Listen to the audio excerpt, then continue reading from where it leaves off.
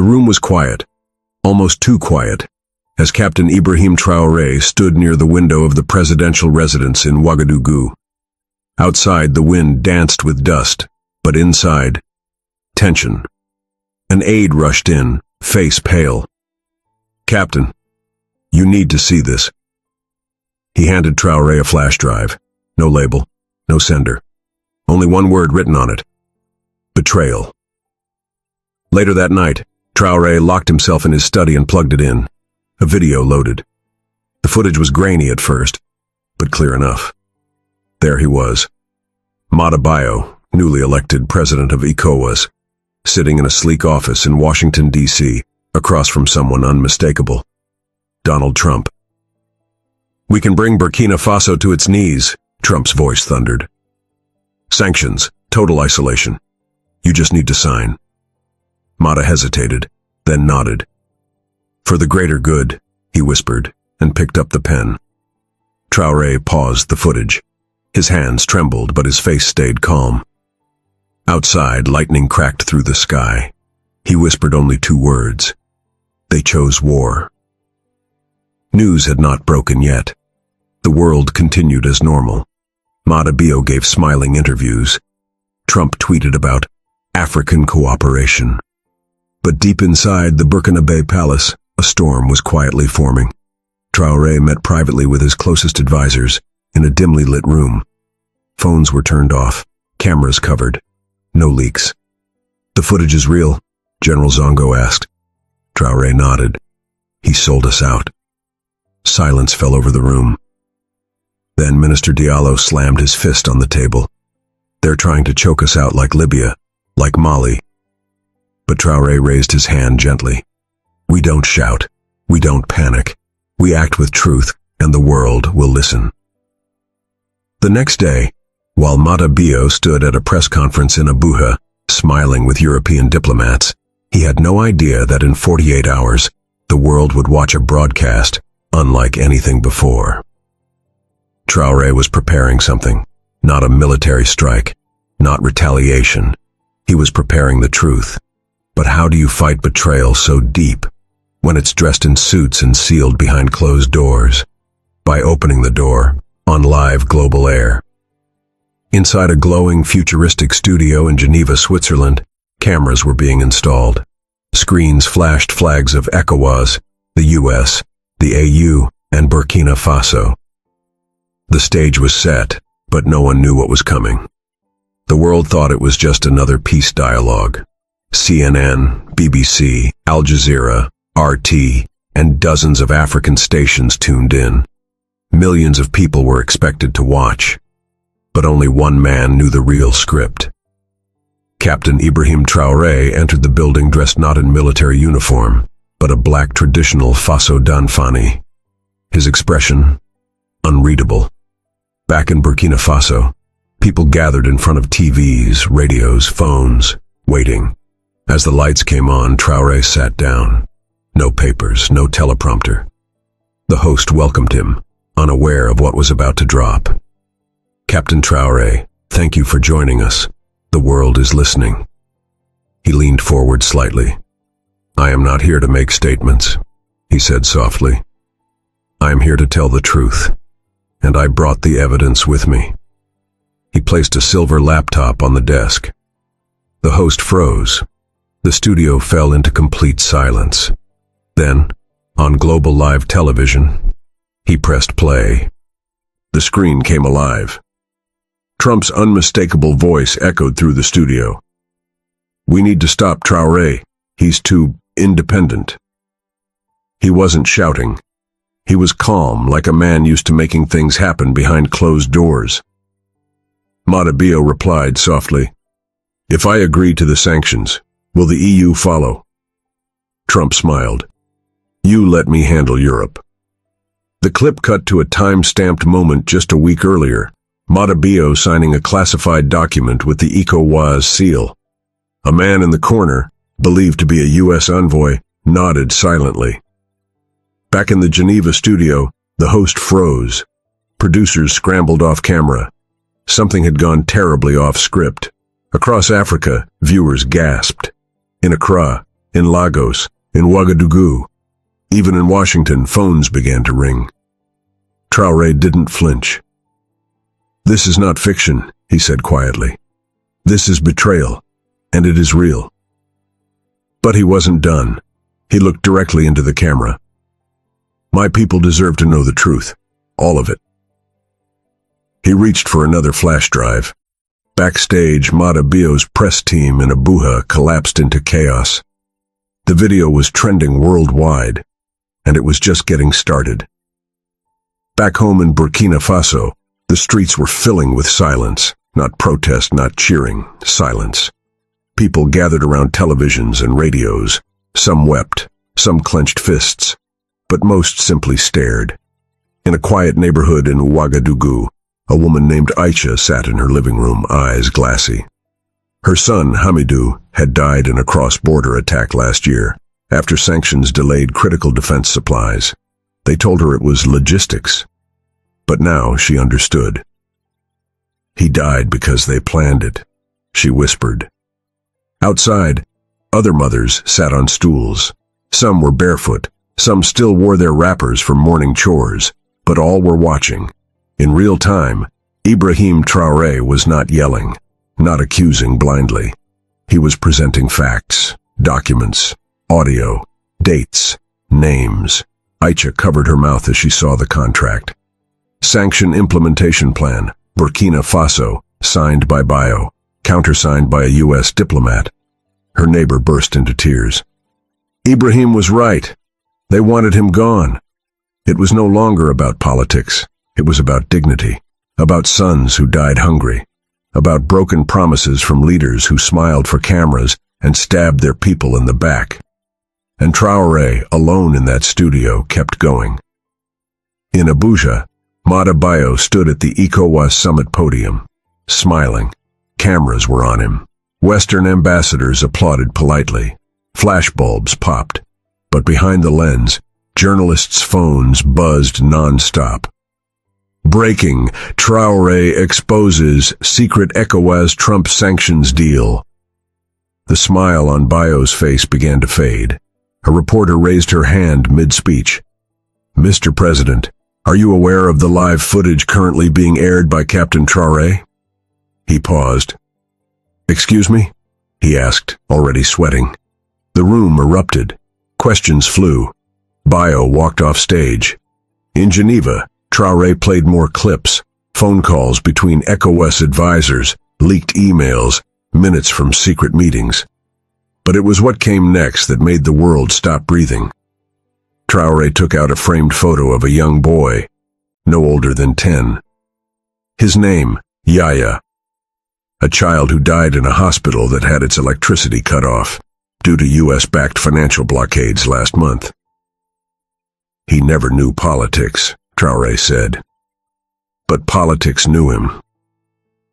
The entire studio went silent. The photo stayed on screen. And across the world, people cried. After the broadcast, a heavy silence settled across Burkina Faso. No cheers, no protests, just quiet, like a country holding its breath. In small homes across Ouagadougou, families sat frozen, eyes glued to their screens.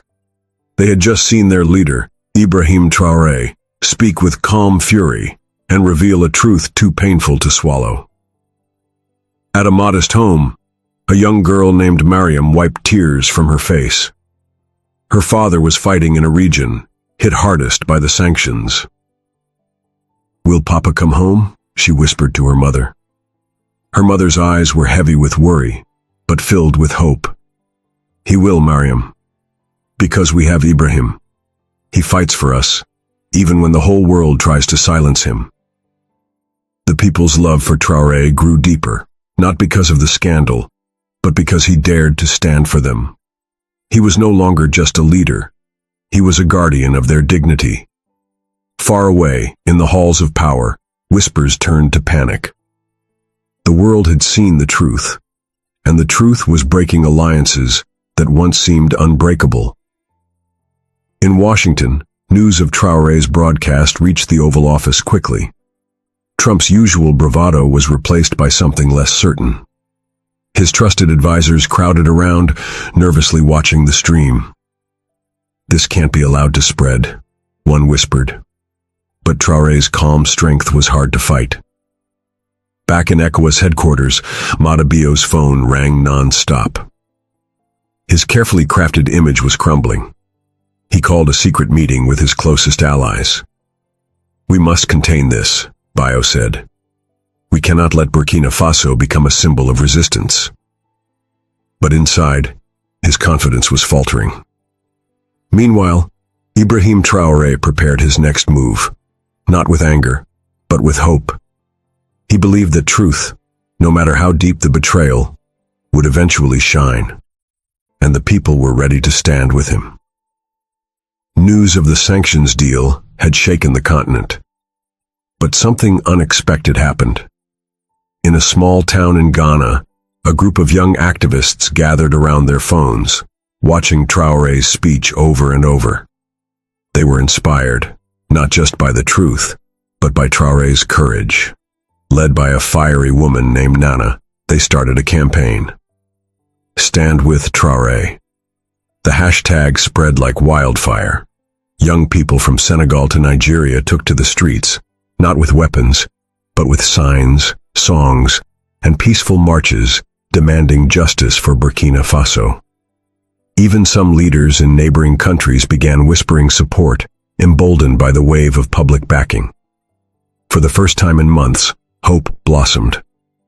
A new chapter of African unity and resistance was quietly being written, not in boardrooms or secret deals, but in the hearts of millions. And Traoré, standing firm in that Geneva studio, was its fearless voice. In Ouagadougou, the city's heartbeat seemed to quicken. The air buzzed not just with tension, but with a new pulse, hope. Captain Ibrahim Traoré's calm words on live TV had pierced the silence of despair. Mothers in market stalls whispered his name. Fathers nodded quietly, wiping sweat from their brows. The people were tired of empty promises, but now they felt seen, heard. A group of young men gathered near the city center, holding handmade signs that read, "Justice for Burkina Faso, and truth will prevail." It wasn't a violent protest, but a peaceful uprising of hearts. Inside his modest office, Traoré read messages from ordinary citizens, farmers, teachers, children, pledging support. Their faith fueled his resolve. He knew the road ahead was dangerous. Powerful enemies lurked behind smiling faces. But the love of his people was stronger. The story was no longer just about politics. It was about the soul of a nation refusing to bow. Across the globe, the story of Burkina Faso's secret sanctions deal made headlines. News anchors spoke of diplomatic shockwaves. Analysts debated. But ordinary people, in their homes far away, saw something deeper. They saw a leader who stood for his people. A man unafraid to speak truth to power. In Paris, a young student tearfully watched Traoré's broadcast. She shared the story with friends. In New York, an immigrant from West Africa sent a message to family. "He is our voice." Social media exploded with "Stand with Traoré."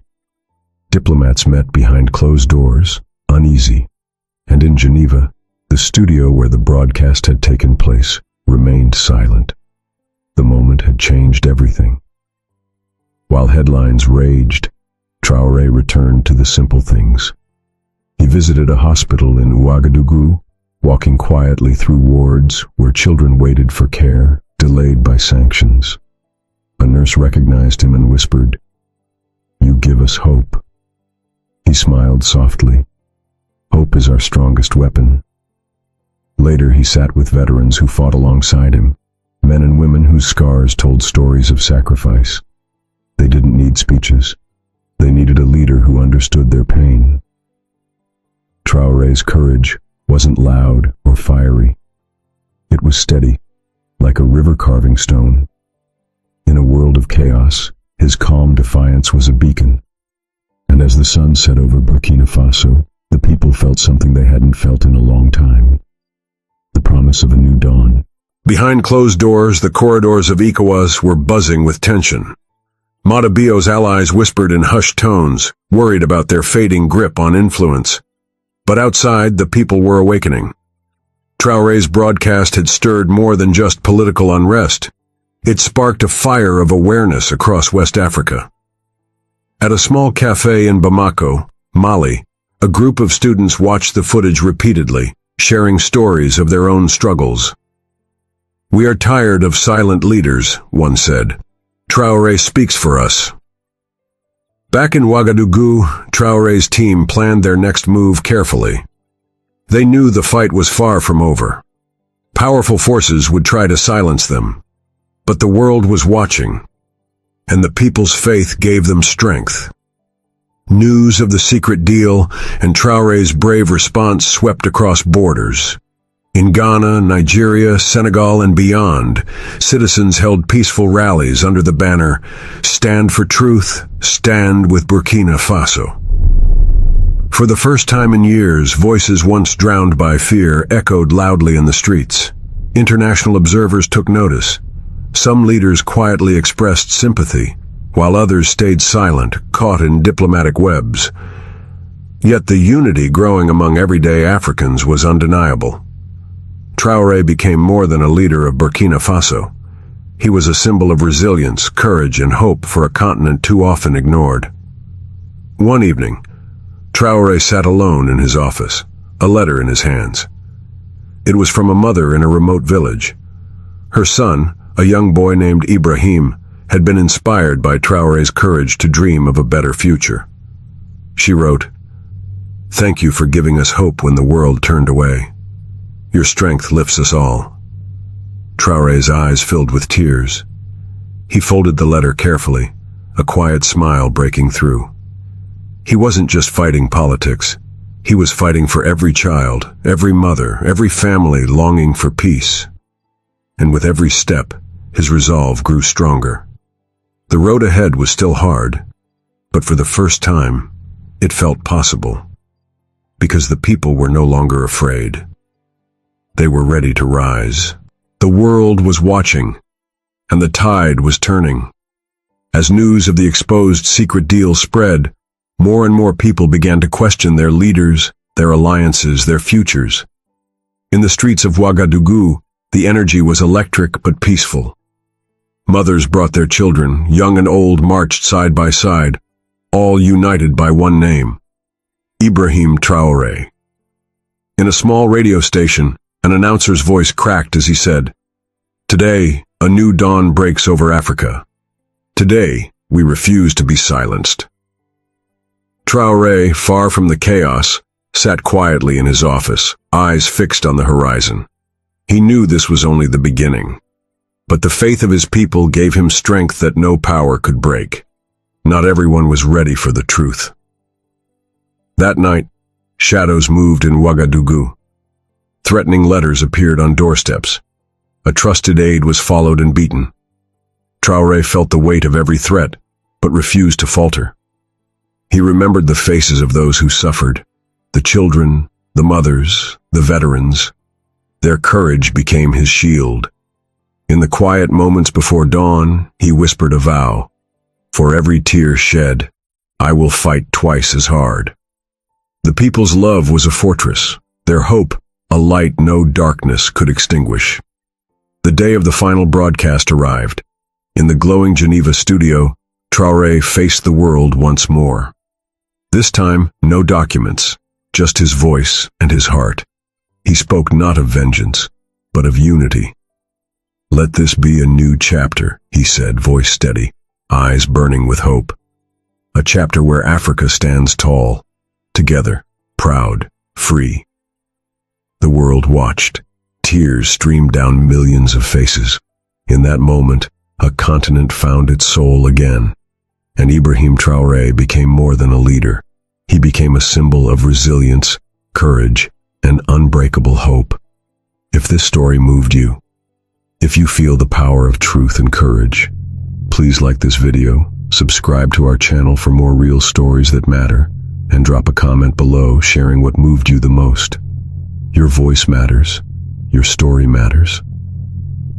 Together, let's keep hope alive, because every share, every comment, every like helps the light shine brighter. Thank you for standing with us. Stay strong, stay united,